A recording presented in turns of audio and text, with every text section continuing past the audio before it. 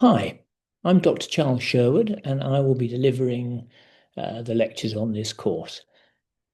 Brief background on myself.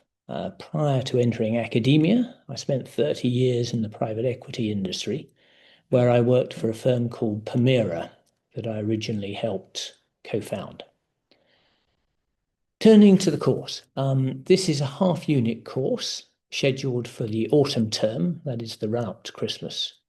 And it will be on the ethical issues as they relate to business and public administration.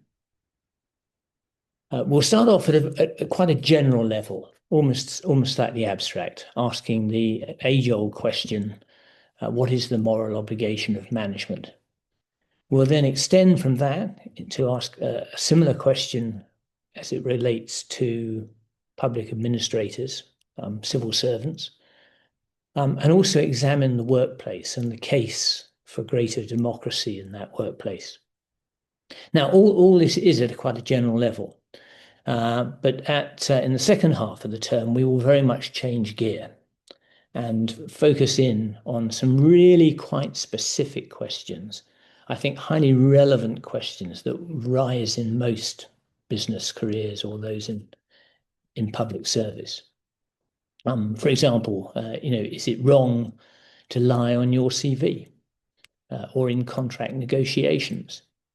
Is it morally permissible to employ foreign workers on sweatshop conditions? Are Western concerns over bribery and corruption little more than a form of neo-colonialism? Um, and are there products, are there goods and services that should not be bought and sold at all, that simply shouldn't be part of a market? For example, human organs. And other industries that we shouldn't invest in, like armaments. So that's pretty much the structure of the course.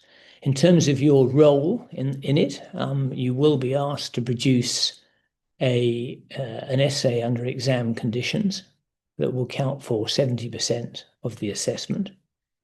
And the remaining 30% will be based on participation.